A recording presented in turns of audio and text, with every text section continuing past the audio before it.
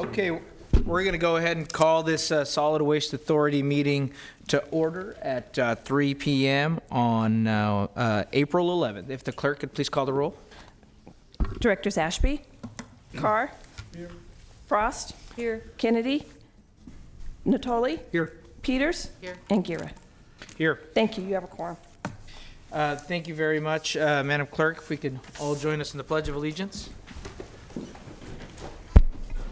I pledge allegiance to the flag of the United States of America and to the republic for which it stands, one nation under God, indivisible, with liberty and justice for all. Thank you. If the clerk could please read the announcement, please. This meeting of the Solid Waste Authority is cablecast live on Metro Cable 14, the local government affairs channel on the Comcast, Consolidated Communications, and AT&T UVerse cable systems. The meeting is closed caption and webcast at www.sacmetrocable.tv. Today's meeting will replay Saturday, April 13th at 4 p.m. and Sunday, April 14th, 2019 at 4 p.m. on Channel 14. Members of the audience wishing to address the board should fill out a speaker identification form located at the back of the chambers and bring it to the clerk. Please speak into the microphone when addressing the board and state your name for the record. If you have any electronic devices, please silence them at this time. Thank you. Thank you very much, Madam Clerk. First item on the agenda is our General Manager's report. Okay, thank you very much. Thank you, board members, for coming, audience members. Just have a short report this month. We do have, just a refresher, we do have a organics RFP out. The County of Sacramento, the City of Sacramento, and the City of Folsom all combine their tonnages to go out for an RFP to deal with the green waste and eventually green waste and food waste. The results from that, we actually had, I think, 21 firms that were interested. There were over 100 questions asked during the normal RFP process. We expect to get some answers to the RFP results in, it says in April, but I believe that's actually been delayed until May, early May. But it is a nice partnership between the three entities trying to maximize their tonnage dollars and reduce the cost for organics processing. The second item that I had for you today was your board previously had approved, I believe. Hold on one moment. Here we have a question from Board Member Natoli. Yeah, I'm sorry, Doug. Just back to the organics. In the questions and back and forth, because I may have mentioned this at the last meeting of the authority, but I know I've gotten a number of folks that are, fishing around, certainly in District 5 and the unincorporated area of the county as it relates to locations and siting, and I think doing their due diligence. But what sort of information was given relative to land use and inquiries and suggestions? And I'm just curious because it hasn't been a great number, but I've had probably a handful of folks. Reflective, obviously, of folks that are doing business in this community. Those are considering partnering with others in looking at facility, siting, and location. So what sort of direction in your responding to questions has been given to folks? Let me defer to Tim Israel. Okay, Tim. Thank you. There it goes. So the RFP was not very specific on where the location was supposed to be. So we did say that there were county facility locations at SATs and NARS that were available for development of a facility. Okay. We excluded the Kiefer facility from it, but beyond that, we're welcoming proposals from any facility wherever it might be located. Okay, so it's left to the responders to, I guess, do some due diligence. Obviously, i.e., that's probably why I've been contacted, which I'm appreciative of folks at least let me know, that they're out there fishing. But some of particular locations in agricultural areas, may not even be permissible, and or they certainly would require use permits at a minimum, probably to the Board of Supervisors. And again, maybe other members of this board have gotten inquiries closer in suburban areas or industrial areas. But I just wanted to get some clarifications. They're going to, looks like in May, be back to this body with at least some fuller report on what responses we receive.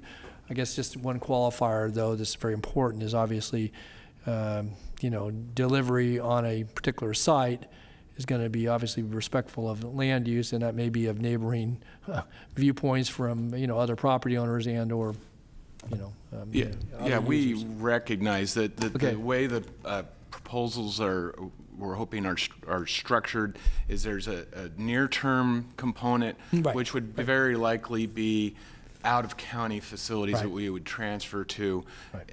with the possibility of developing a facility here in the county. Now, the issue, of course, with that is it takes years and years to do that. And so all the environmental review and outreach to the neighbors would occur as part of that process. I just one other comment I would just share, because it's, at least one of the parties that spoke with me, they were actually looking at, I think, certainly the near term as you described it, but also the long term of how they might site a facility and what it would take and what sort of zoning and I have some general knowledge about that, but obviously directed them to the planning department for further information. But I just wanted to have some clarity around that, because again, I know, at least 3 different parties have spoken to me, so, okay, thanks. And just to clarify for the board, the SATS is our South Area Transfer Station. It's got a full permit, but it's not being operated currently.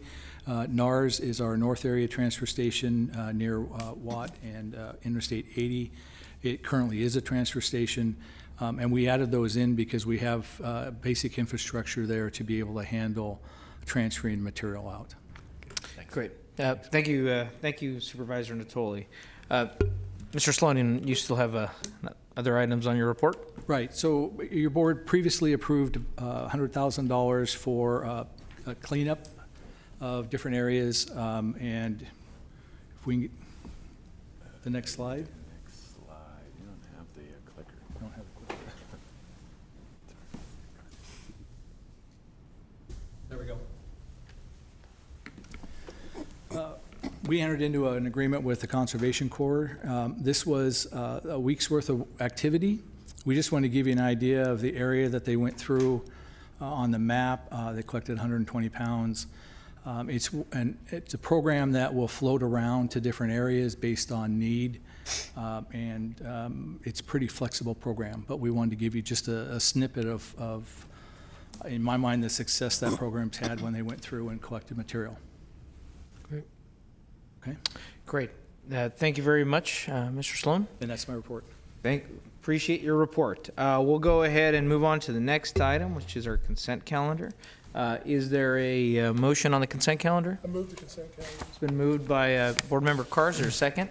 It's been seconded by Board Member Frost. Any discussion? Anyone signed up to speak? Seeing none, all those in favor signify by saying aye. Aye. All those opposed? Okay, our consent calendar is approved. We're going to go ahead and if the clerk could read the next item. Your next item is the introduction of Ordinance 28, incorporating waste diversion program development.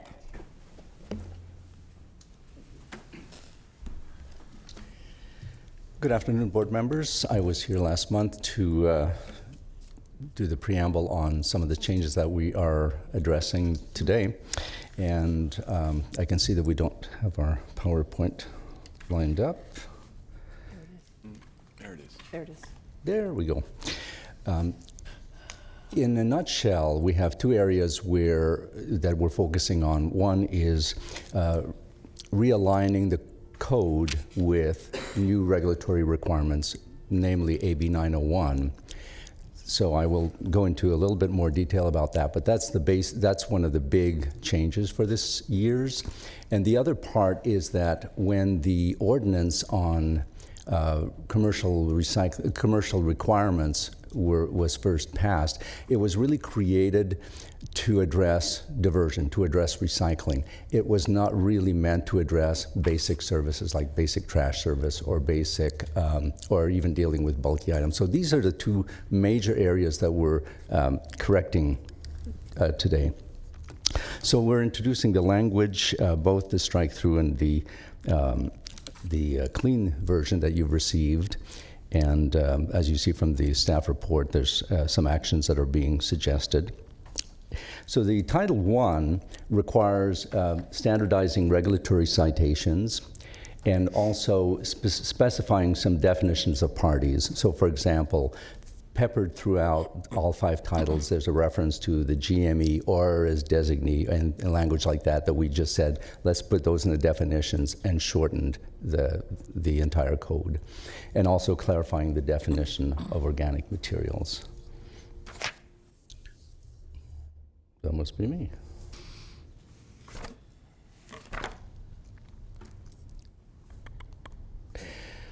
Title II, one minor part, bullet number 1, is that the language required sheriff's review of all franchise applications. And as you know, we have 19 franchisees, and there are new applications, but by and large, they are renewal applications. So we try to streamline that process by applying the process only to new franchise applications. Second bullet is to eliminate the reporting requirements, because right now, and this is more thorough in Title III, we have reporting requirements for recycling facilities, composting facilities, all kinds of facilities, and with 901, that responsibility is shifting to the state, so we're kind of backing off the requirements that are currently in Title II. And bullet number 3 is that there's an annual diversion plan that needs to be submitted by the franchisees, and we are adding a requirement to have a little bit more detail on where they're collecting the material and where they're delivering the material. And finally, to simplify the covered load requirement to make it comprehensive, so the language was a little ambiguous. Title III is the major part of 901, and as I mentioned a few minutes ago, it's the recycling facilities as certified putrescible organic material facilities. There's all kinds of requirements that are now being streamlined, and also the first bullet, what that means is that there were survey of origin requirements on every type of facility, and now we're consolidating that into one section. Additionally, we had language in there that identified Swab regulated facility, and we standardized that to local enforcement agency instead of Swab regulating agency. And finally, eliminating the food waste recycling facility certification program, because that one has not worked effectively. Title IV is to align the recycling mandate on businesses with those of Cal Recycle. And right now we've got AB 341, and we also have 1826. So for example, we had an exemption for businesses with less than 5 employees, and that's not consistent with state law. And additionally, the food waste mandate, recycling mandate applies to Tier 3 generators. Additionally, with regards to multifamily properties, there was no language to deal with bulky items, and as you know from our work with the illegal dumping, we need to add language that clarifies how that material is to be managed. Bullet number 4 is to eliminate the authorized recycler program. That's also an impact from AB 901. And the last bullet is that self-haulers, those who take their material to their own to a facility and self-haul, they were required in the code to do that on a monthly basis, and we wanted to eliminate that and just to have the documentation in place but not have a monthly requirement. And finally, in Title V, it's just a case of abbreviating some of the information, as I mentioned in Title I, GME or his designee and language to that effect, as well as updating the regulatory citations. Those are the changes that are being introduced. Great, thank you. I think we don't have anyone signed up to speak here, but my understanding is what we're going to do is open and close the public hearing, but we're unless there's any board members with questions, but we're going to continue this item for further conversation. Is that correct, Mr. Sloan? Correct. Yeah. So we'd like you to open the public hearing, waive the full reading, approve the introduction of the ordinance, and close the public hearing and continue. Yeah, Board Member Carr, I think he is. I move we open and close the public hearing, waive the full reading of the ordinance, approve introduction, ordinance number 28, and close the public hearing, and continue to the next meeting. Great, thank you. Is there a second? It's been seconded by Board Member Frost. Any discussion? All those in favor signify by saying aye. Aye. Aye. All those opposed? Okay, motion passes. We'll move on to the next item. If the clerk could please read the next item. Your next item is your Environmental Management Department update on meeting waste diversion regulatory requirements. So, Mr. Chair, the next three items are regular April reports that we try and provide for the board. The first up is EMD, one of our partners with helping to enforce the commercial ordinances, followed by presentations from the city and the county code enforcement agencies.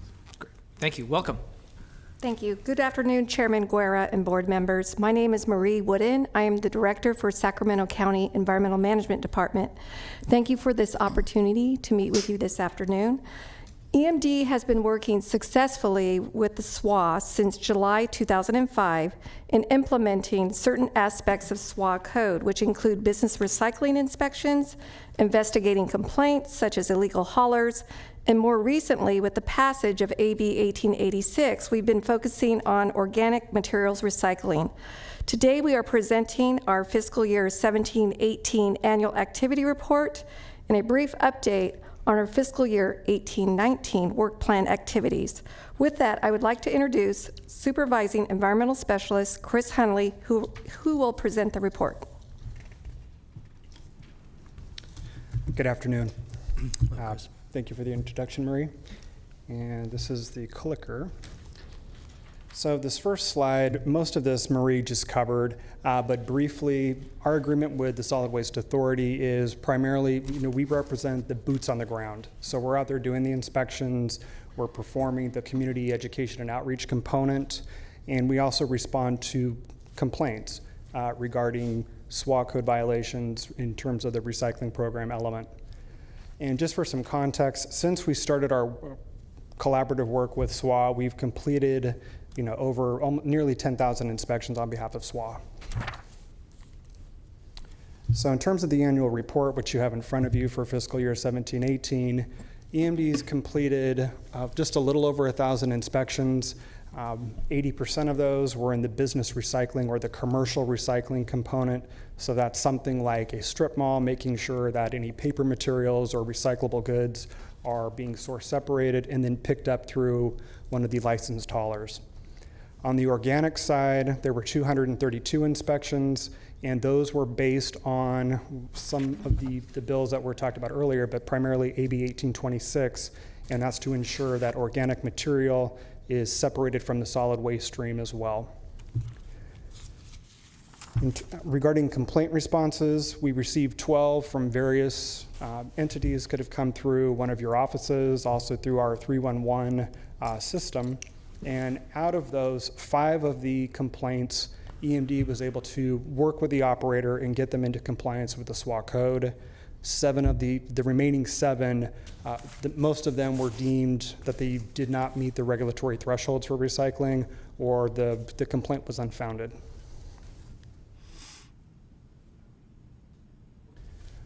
Our outreach and education component really focused on these new organic recycling material mandates. Now, the AB 1826, as you already know, went into effect April 1st of 2016, so the bulk of our work was really hitting these higher generators, if you will, so large-scale restaurants, large commercial buildings, grocery stores, those types of facilities. The outreach was targeted towards our restaurant association, so the California Restaurant Association, the Pacific Rim Restaurant Association here locally, and then also collaborating with BERC, or the Business Environmental Resource Center, and then through the collaborative work group on the solid waste work group, which is made up of all of the cities and the SWA members. When our inspectors go out to these various facilities, we hand out informational flyers. These are trifold documents that we've designed in-house. We purchase them, and then at the end of our inspection, they're sort of like a very simple, pragmatic checklist reminder for people. So business operators, they're trying to keep the business going. And so any helpful information we can provide them, we look forward to those opportunities. And as you can see, we had around a little over 1,000 or 1,200 of these flyers distributed. For enforcement, we were lucky that we only had to issue 2 notices of violation. And so when you look at the number of inspections that we completed, which was over 1,000, 2 notices of violation is really looked at as a great success in our mind. In both cases, the NOVs went out and the operators did come into compliance. So one of them was a restaurant, a rather small restaurant, and then the other was a shopping center that's owned by a rather large scale local developer. So transitioning from the annual report, I'm just going to give you a real brief update on the work we're doing currently. So part of our work plan, that AB 1826, which I'll talk about briefly on the next slide, it was phased over 3 years.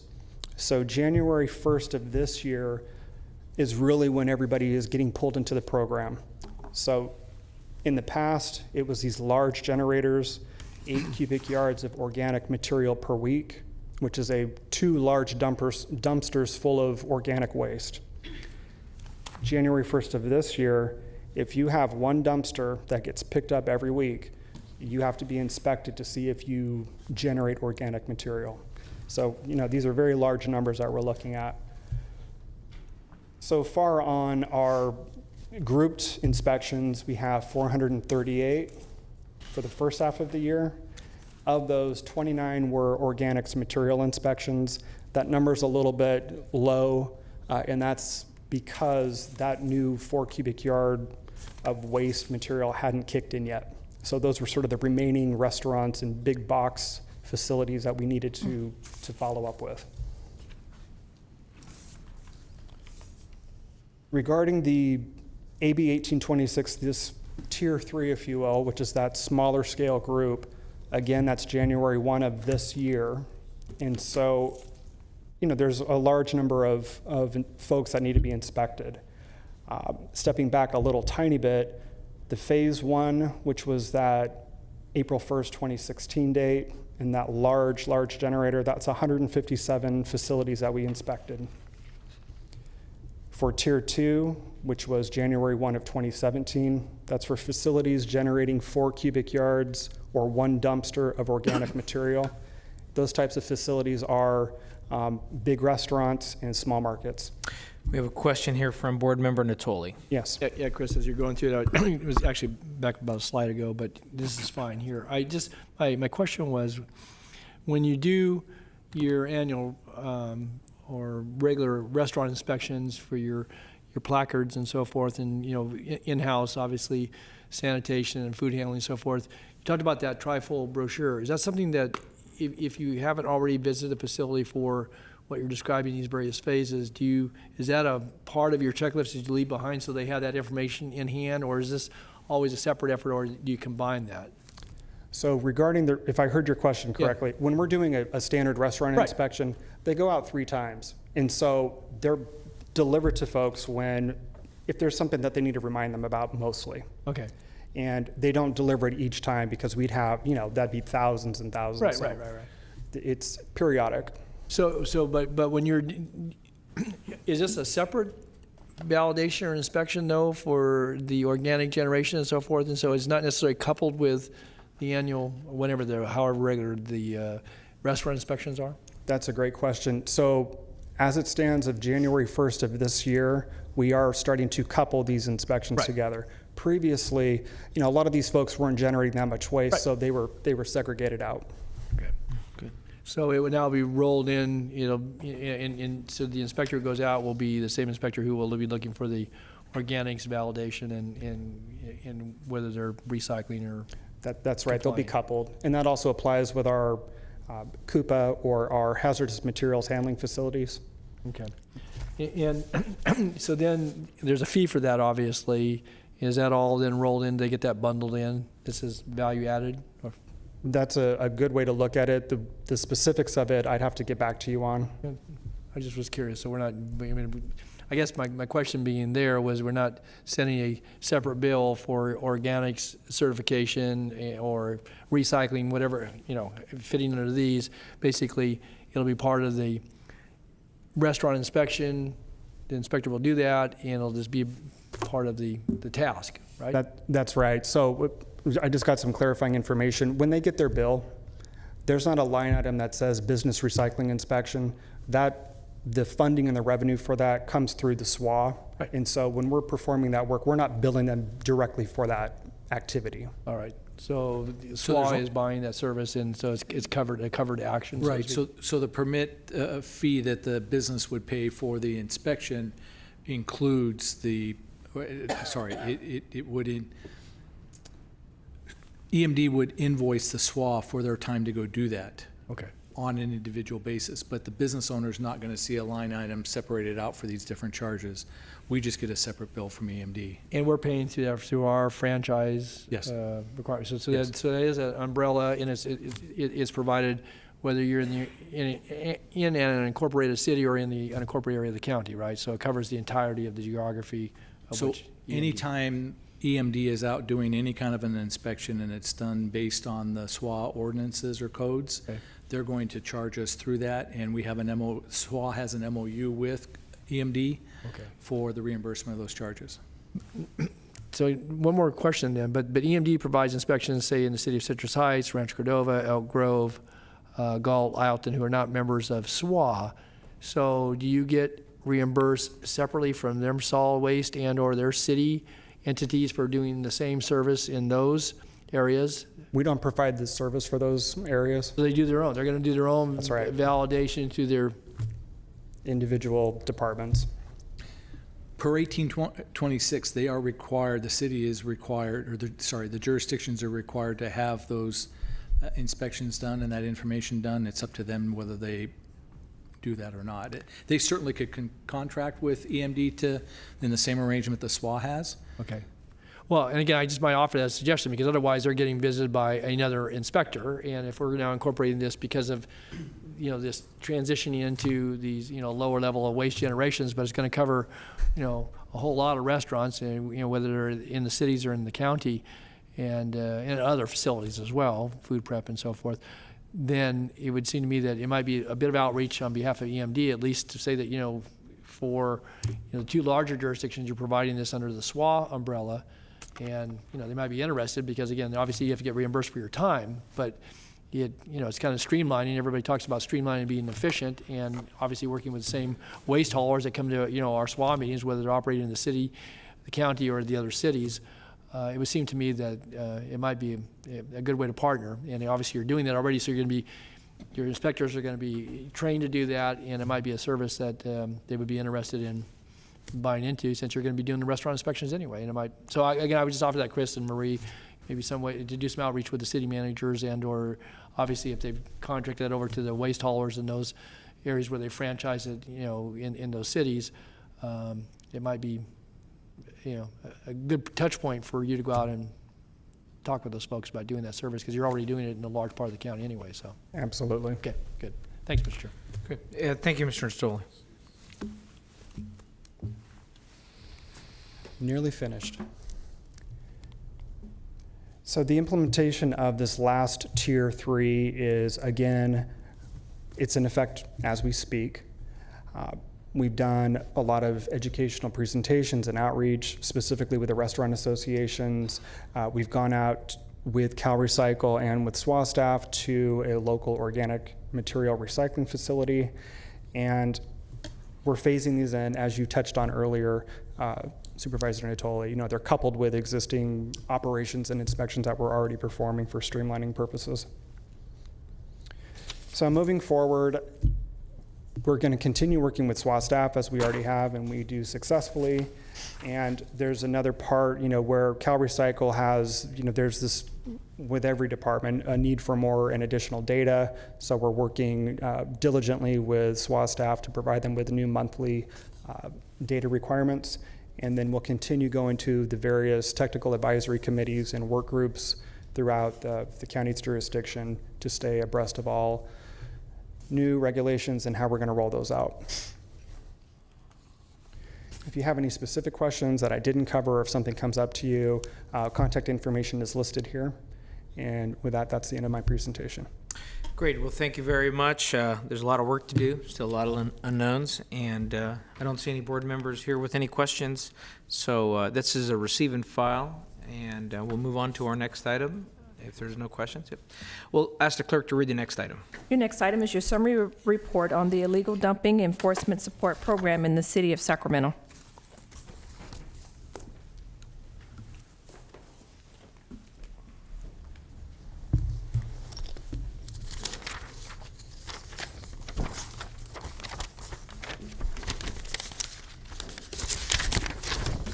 Good to see you again, Mr. Council. Good afternoon, sir. Good afternoon, Chairman Gerber, Swab board members. I'm Jerome Council from the City of Sacramento Public Works Division, and I'm here to give you a brief overview of the city's illegal dumping efforts for calendar year 2018. Okay, let's see. So before you have a heat map from our city. Last year we had over 12,000 reports of illegal dumping in the City of Sacramento. As you can see, each dot on the map represents a report of illegal dumping. Illegal dumping touches every district in our city here, but there are areas that are more impacted by illegal dumping than others. And some of the areas are North Sacramento, the El Paso Heights area, the Central City. There is a lot of there is illegal dumping in the Central City, mostly by gardeners. I do not believe that is as chronic as it may seem. I think it's a result of duplicate cases. And later this year, the City 311 is switching to a Salesforce platform. That platform will be able to identify duplicate cases. So rather than creating an additional case, it will show that as a parent case and create a child case underneath. So it will be able to streamline our reporting there. Also, some areas heavily impacted are Oak Park, Southeast Sacramento, Lemon Hill, Power Inn area, Meadowview in the south, and Valley High area.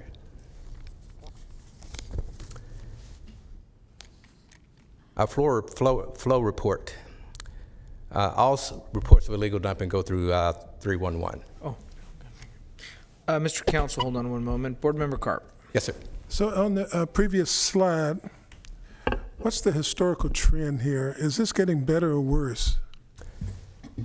From my time in the city, I think it's pretty consistent. I don't, like I said, I think some of the cases in the Central City specifically are duplicate cases, but the areas that have been impacted by illegal dumping still seem to remain the most impacted areas. We continue our efforts, but I don't see any real shifts in the impacts or the severity of the impacts in the areas that are shown here. We're staying the same. Yes, sir. Mr. Council, this is also basic. The information we get is from people reporting, correct? Yes. And so as we've increased our education efforts about 311 and making sure that we're reporting illegal dumping, we're starting to track that. So there's a little question sometimes about the increased amount versus how much whether the actual illegal dumping has increased versus how much the reporting has increased. The reporting, from year over year, the number of reports is right around the 12,000 range. The reports come in on three different platforms, whether it's by call, by the app, or by email. That trend is holding steady, but I really think we'll get better understanding if there's decreases when we get some of the duplicate reportings out of our system. Good, thank you. Okay, so all reports go through 311. They are triaged through there. And when reports of illegal dumping come in, if it's just a reporting of illegal dumping, that reporting is simply put into a service cloud where our GIS specialist will go there, pull that reporting, and put it on a manifest so it can be collected by our illegal dumping crews. If there is actionable information or relevant information in there, that a case is entered into citizen serve, where a code enforcement officer will go out and investigate that reporting. Cases can end in, 3 different ways. If they go out and they see that it's a pile on the street, they can give a notice of violation, 24-hour notice of violation to correct the pile. And that can be from people not adhering to the seasonal leaf season, from November to January. They're putting out late or putting out early, so a notice of violation will be able to self-correct there. Also, if there's enough evidence, another situation is, it can lead to a citation. If there's enough evidence there that it can lead to a citation is issued. The third instance is there's not enough information to prosecute, so it's just manifested and picked up. So our enforcement results, we had over 500 cases investigated last year. 2% ended in citations, 1% are still open. The unfounded is 34%. When we say unfounded, that means we're unable to go out there and identify a pile. It could have been the pile was already collected, or some piles, like I said, were reported multiple times. Early out is kind of a symptom of our household junk program. They're supposed to put them out 24 hours prior, but a lot of our customers will use the weekends to put out their material for their household junk program, and their service day is later that week. 21% in a notice of violation, and 34% end in lack of evidence, just not enough evidence remaining to go proceed forward with a citation. Evidence, citation, and rewards, 34% of the cases end in a lack of evidence, and that's because, lack of evidence cases have witnesses who decline to sign a statement. There's still a fear of reprisal in our challenged neighborhoods and the areas that are impacted by illegal dumping. Cases must end in a conviction to be reward eligible. 4 rewards issued in 2018. Deterrents we use. We have cameras. Last year we had 3 cameras. This year we just purchased 4 new illegal dumping surveillance cameras, and we're about to purchase 5 more. So we actually tripled our camera supply from 3 to 12, and we should have about 12 cameras by midsummer. We patrol illegal dumping hotspots, collaborate with neighborhood associations and PBEDs, and also we post signage out there. Our household junk program continues to grow year over year. Household junk is a way for our customers to get rid of bulky items and that can't be collected in a regular residential collection. And also the dump coupon has seen some slight upticks in there. Outreach campaign for our illegal dumping. We use our truck signs. Our truck signs flipped right after the leaf season to kind of promote our illegal dumping campaign. We have posters available that we use at our outreach events. We also can hang them in problematic areas. Billboards. Our campaigns for our billboards start April 15th, next week, and it runs to June 28th. The location of those billboards will be Highway 99 at Calvine, Business 80 at Exposition, I-5 at I Street, Business 80 at Fulton, Highway 99 at Mack, Highway 50 at Howell, I-5 at Richards, and I-80 at Northgate. And those billboards will have city, county, and Swab badging on there. Again, we use household junks to encourage people to dispose of our bulky waste legally, and also we offer appliance e-waste pickup too. Oh, yes. Board Member Frost. Are you really paying $500 to $1,000 reward? Yes, yes, ma'am. If we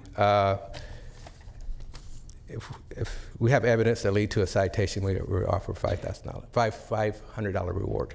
So it's like a photo of them dumping it and you can see their driver's license or something like that? Is that what kind of evidence? Well, we have had instances where we have customers or constituents that have had home surveillance, and we were able to use that home surveillance video to lead to a citation, and they were reward eligible. So in those type of situations there. And on your cameras, do you retain the video footage from your cameras? You said you were tripled the number of cameras that you have, and We have is enough. that a records keeping It's issue? not held indefinitely. We review our footage daily. We have the ability to retain about 30 days worth of video footage there.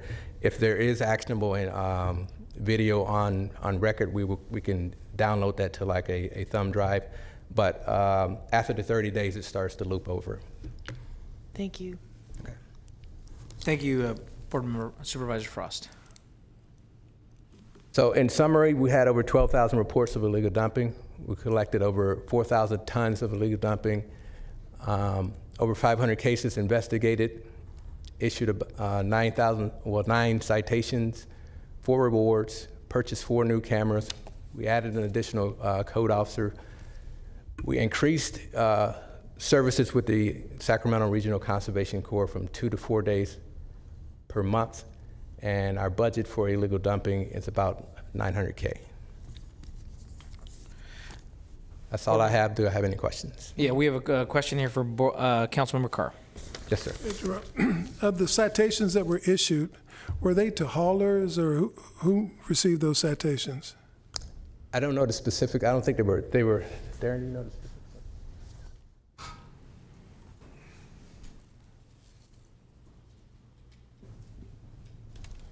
We don't track by hauler, so it was just issued to individuals that we were able to identify as being illegal dumpers. Some were landscapers, others were doing construction on side jobs, and others were just cleaning out their yards. Yeah. If you back up 2 slides, one slide, I want to ask you a question about it. One more. On the example that you have there with the 500 to 1,000, there's a whole bunch of household furniture. I see this all the time. What's going on here? Is this the people who live there aren't taking their couch out and putting it on the street? This looks like a whole house full of furniture. Is this a hauler who picked up stuff and decided not to take it to the dump, even though he could get a coupon to take it to the dump? Are you referring to the picture? Yes. It could be anything, sir. Really, we see a lot of times that someone is cleaning out a house, or they have renters. They could have evicted them, and then it's just dump it all on the street. So it could be a number of different situations. We do have problems with illegal haulers who will haul anything for whatever, $50, and then just take it around the corner and dump it on the street. So it could be a number of situations that these are coming from. I've used a hauler once, and I was always concerned whether or not he actually took the stuff to the dump, or if he took it to somebody's neighborhood and dumped it out. And is there a way to tell, if you are a consumer, if the hauler is actually? Well, if they're charging you less than the disposal fee, it's probably kind of a red flag. Say it again? If the charge to haul it away is less than the disposal fee, it's probably kind of a red flag there. If they don't have like a business license, it's a red flag. So if it's not a reputable hauler, I wouldn't deal with them, or I would advise customers not to deal with them because they're probably not disposing of the material legally. Thank you. Thank you, Board Member Carr. Thank you, Rebecca, at your summary here. I think it finished. Any other questions from board members? No? I'd like to, thank you, Mr. Counsel. It's always good to get counsel from Mr. Counsel. And I appreciate all the work that your department has done over in the Avondale Glen Elder community. We had a very successful event with the Solid Waste Authority and also our solid waste department, and educating the public about the free service that they have too, so that they don't dump in their own neighborhoods. And went by there a couple weeks ago, and I was just shocked how different it looked and how welcoming it looked. So I do want to thank you for improving the quality of life in that community, right next to a community center. And I also wanted to congratulate, Darren from the City of Sacramento for one of our recipients of over 25 years of service with the City of Sacramento, and particularly everywhere from parks to solid waste. So if we can give him a big round of applause. He got the watch from the city.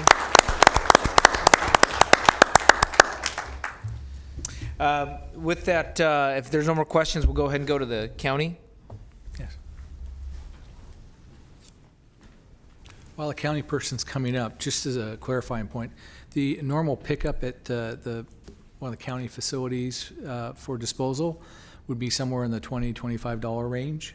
So if you're only paying $30 for the material to go away, chances are they're not taking it and paying the $25 to get rid of it. Good to know. Just to give you a benchmark in pricing. Good to know. Good to know. Welcome. Thank you. Good afternoon. My name is Rosa Orellana. I'm a supervising code enforcement officer with the County of Sacramento's Code Enforcement. One more thing on that too, when I go to educate customers, usually I say ask for a receipt back and then complete the transaction then. Sometimes it's good to pay half up front, take my stuff to the dump, come back with your receipt, and I have your other half. So the customer can feel comfortable that it went to the right place. Good idea. Yeah. So I'll be talking about some of the things that the county has accomplished in 2018 and some of our goals for 2019. So a little bit about our program. We are the illegal dumping team with code enforcement, which is within the Office of Development and Code Services here in the county. We are tasked with investigating, enforcement, and prevention of illegal dumping on public and private property. And we also enforce the Solid Waste Authority regulations throughout the unincorporated Sacramento County. We provide those services through contracts with the Department of Waste Management and Recycling and with the Solid Waste Authority. The team is currently comprised of 1 administrative assistant, 3 field officers, 1 senior officer, and 1 supervising officer, and other members of our department participate as necessary. A little bit about what we do. We enforce in 2 general categories. The first is we investigate instances of illegal dumping throughout the county and issue criminal citations to violators.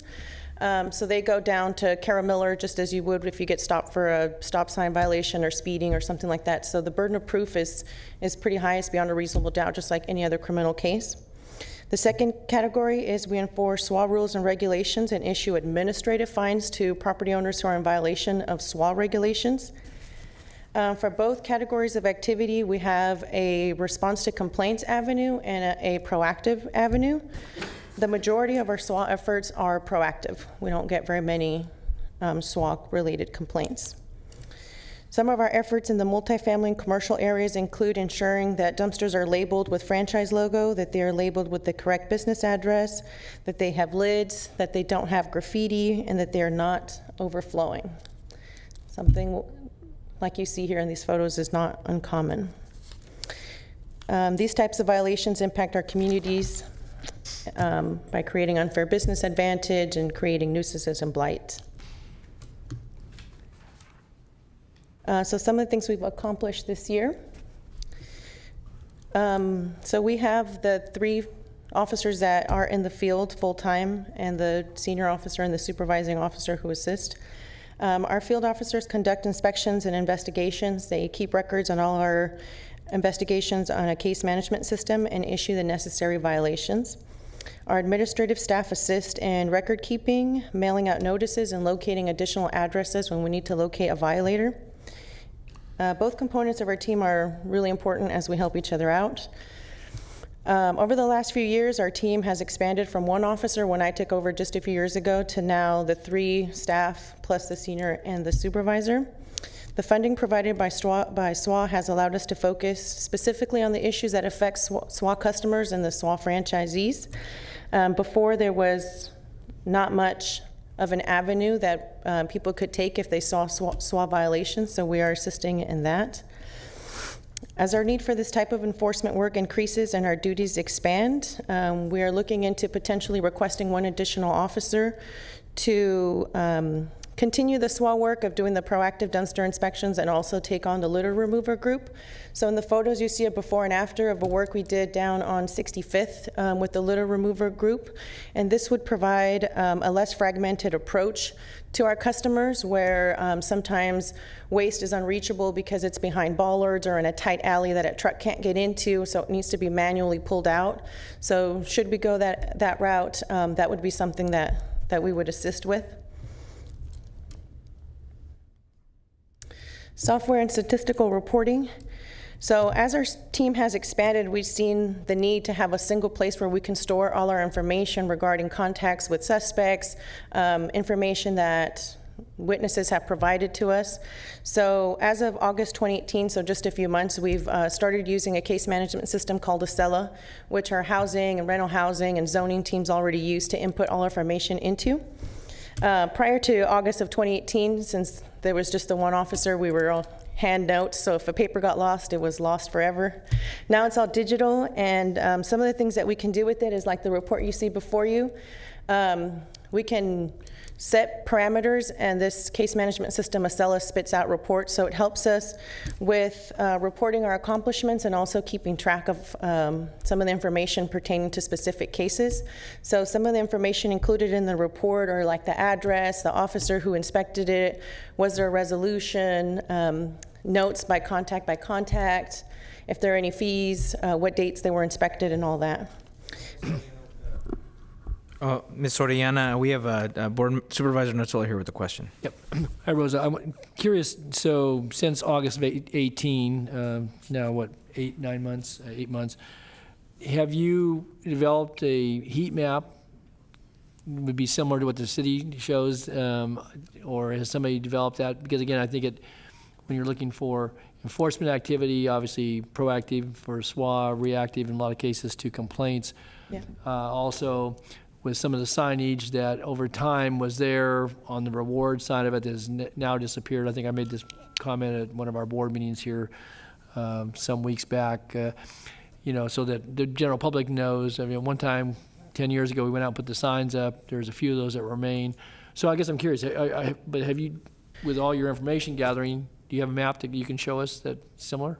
Thank you. Yeah, so on the county side, 311 is the one who takes all of the complaints that come in regarding illegal dumping. So they are in the process of switching to a new system that will be able to produce that, but currently I have not seen one. So outside of a manual, or now digitized, but going in and looking at addresses, we wouldn't know exactly. I see Doug's raising his hand, so Doug. The Department of Waste Management and Recycling does have a system that can produce a heat map for you on illegal dumping in the county. Yeah, I just think it's important to know where you're traveling to, the cases. Again, I mean, and again, obviously tonnage, and I can, I'll offer some positive comments in a moment about, I think certainly responsiveness, waste management, obviously code enforcement, even with the litter removal crews in more recent months. I mean, all of that's having some net effect. But I think just knowing from a visual standpoint that somebody go to a map and say, wow, either it is or it isn't, and if there's, and I think it helps with enforcement, particularly when you're doing some proactive, if you know those are spots that, waste management is going to 3 times a week based upon 311 calls or calls from supervisors' offices or other code activities. I think it just, that helps inform folks. It's only one piece of information, but obviously if you're entering everything else, you can bring that up, so. We can provide that later. Our map would be similar to the cities from the standpoint that there would be solid areas that are really concentrated. Right. Okay. We have a question from Board Member Frost. I was looking at your statistics, and I wanted to ask you on the criminal citations, what is there a fine? There is. What is the punishment? Typically, they're about $1,000 and some community service hours. Because these go to a judge, they are outside of our hands, so they could go from the minimum to the maximum. Because they understand that the standard of proof, once we get to court, I mean, it's pretty obvious that we have the right person, that they committed the crime. Judges tend to go to the high end and issue the full 1,000 on a first offense, and it can go up to 3,000 on subsequent offenses. Do they pay? It's hard for me to know because the money goes back to the courts. It doesn't come back to the county. It goes to the state, just as if you would a speeding citation. But we do get resolution. And on that citation, does that apply to the dumpster compliance also? No, for dumpster compliance, we issue administrative fines, so they don't have to go to criminal court. There's nothing on an individual's record. This is more towards the property. And I remember when I was a business owner, people would drive up and dump things in our dumpster. Mm-hmm. So, I mean, it was hard to control that. The next day you'd come to work and there'd be a couch in Yep. your dumpster. So we I'm don't sure- jump directly to fines. We do understand that that happens, so we offer suggestions and do walk the property with businesses, and depending on where it is, and you know, we understand that too. There are some instances where we'll just monitor a property, and if like the one couch, I come back next week is gone, then I understand that you're doing as a business owner what you need to do, and you shouldn't be fined for that. So we won't jump directly to fines. And so the criminal citation is for someone who's dumping it on the street. Is that a misdemeanor? It's an infraction. Infraction, which is lower than a misdemeanor. Correct. So for an infraction, you can get fined $1,000 to $3,000, but you can walk into any drugstore and steal up to $950, and it's a misdemeanor, and you can walk away and with no problem. I don't handle the theft. That's more of a law enforcement question. Sorry, but that was my sarcasm. It wasn't fair to you. I'm done. Thank you. Well, That thank was you, sorry. Board That Member. was rude, but it's frustrating because it's I like understand. none of it makes sense. Yeah, if anyone wants to jump into criminal justice reform, feel free to do so. You can continue on with your report. Thank you. Just to come back to Supervisor Natoli, to clarify, the information that is in this report and in our case management system, Acela, is only what code enforcement is doing. So similar to the city, if there is no license plate or evidence that we believe will lead to a citation, we have no involvement, and we'll let that continue on the system. So the Department of Waste Management and Recycling can go pick it up and dispose of it.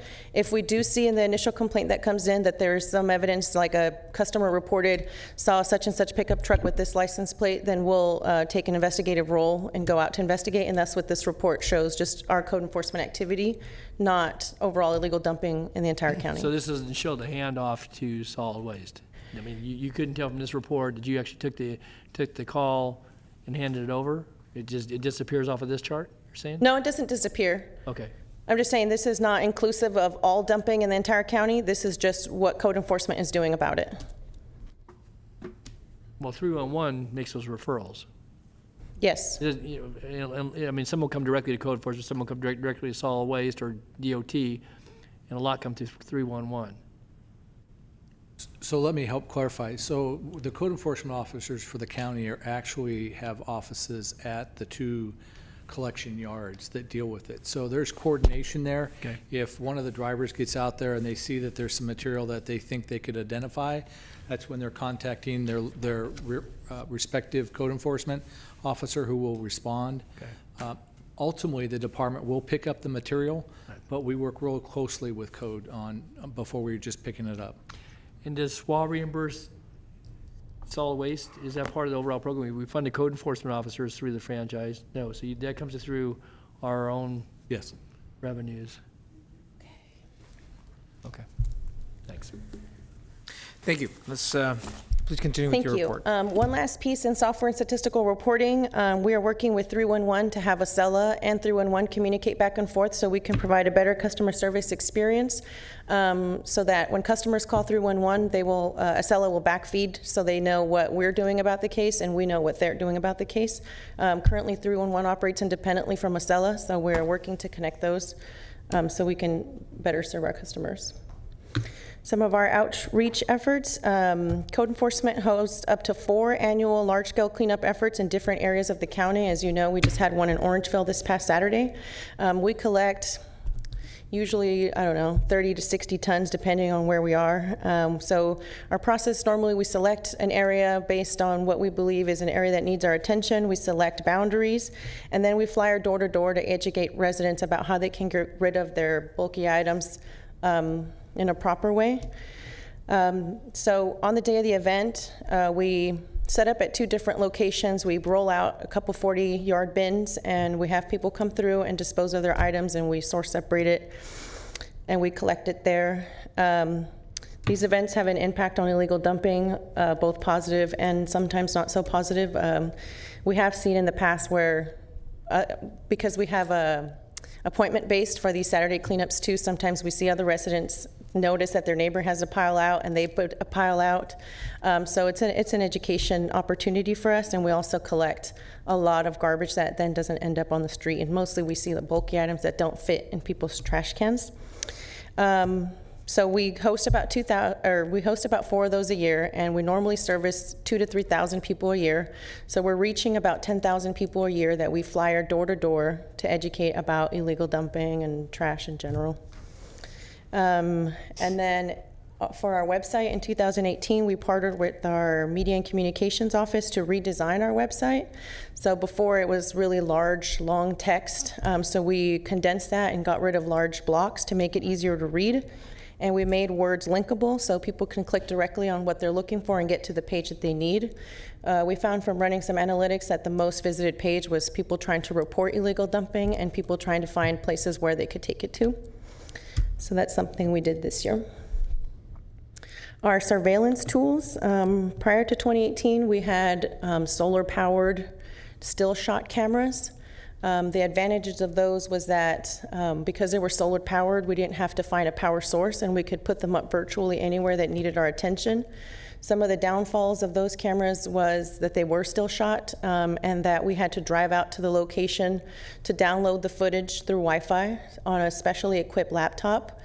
The download per camera took about 1 hour, and we had 10 cameras. So in a typical week, we dedicated about 10 officer hours to download the footage, because if we didn't download it, it didn't free up space on the hardware on the actual camera. In 2018, we purchased 4 live feed cameras that are on your right. So those are similar to what the city has. The advantages of those is that we can remotely monitor them, and they hold up to 30 days data. It starts re-recording over itself, but we do have the ability to extract the portions that we need should we find something in there that we need.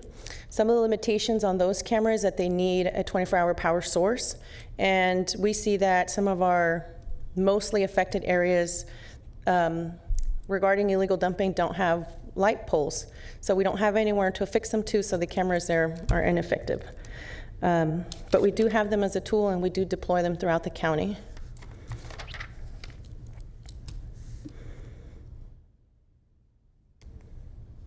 Some of our statistics for the year. So the county received 7,389 311 requests regarding illegal dumping specifically. Code enforcement investigated 694 of those 311 requests, and we issued 51 criminal citations to violators. In staff hours, How many convictions did you get? I can get that information for you. I didn't bring that with me. Thanks. In terms of staff hours, the illegal dumping team exclusively in the SWA area dedicated 2,607 hours. In the non-SWA areas, we dedicated 2,885 hours. And the Department of Waste Management Recycling dedicated 4,449 hours. So in total, that's 9,941 staff hours dedicated to combating illegal dumping. The only part that came from the SWA budget was the 2,000 and something hours that were dedicated to the SWA officer, but this just kind of shows the overall problem that we have with illegal dumping. In terms of tonnage, the Department of Waste Management and Recycling collected 1,303.7 tons of illegally dumped material, and that is excluding homeless trash. Homeless trash alone was 345 tons for the year.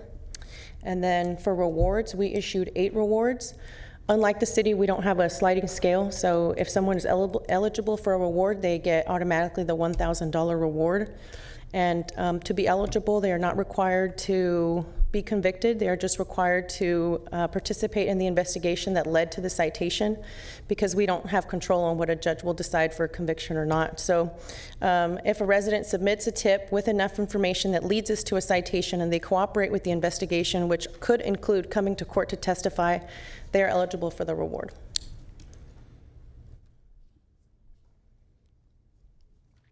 In terms of dumpster compliance, code enforcement inspected approximately 1,000 commercial, multifamily, and industrial properties to ensure dumpster compliance. We found 104 dumpsters which were overflowing, 54 which had graffiti, 22 which were not labeled properly, 17 which were missing a lock, 14 that had junk accumulated around them, and 9 which were missing a lid. In 2019, we are on track to exceed that 1,000 property compliance inspection per year. We're going to be close to about doubling it. But like the city mentioned, we do see a good compliance rate, so 100 out of 1,000 is about what we found. So I'm available to answer any additional questions. I see no board members with questions or comments. I want to thank you for your time, and I do want to thank all of our staff for focusing on these, the need for quality of life improvements. Thank you, Ms. Orellano. Thank you. Thanks. Okay. That's the end of our discussion items. We're on our last item of the agenda, comments from the public. Do we have anyone signed up to speak? No, sir. Since no one signed up to speak, Mr. Board Member Natoli. Yeah, I just wanted to bring up, I think board members are aware, but there's going to be an item on our Board of Supervisors agenda April 23rd. It relates to Swab. And again, the staff report is not available, as I understand it. Doug, I don't want to draw you into the conversation. It's not on the agenda today, but where coming from staff is going to be an analysis of participation in SWA. And again, I know obviously with our city council colleagues here, this has been a partnership for many, many years. I just wanted to alert folks that maybe in the audience that item is going to be on the agenda for consideration by the Board of Supervisors. And that'll be on the Board of Supervisors agenda. Right. For those who are watching and listening. Right. Okay. Great. Thank you, Board Natoli. I want to thank everyone for their time today, and we're going to adjourn at 4:07.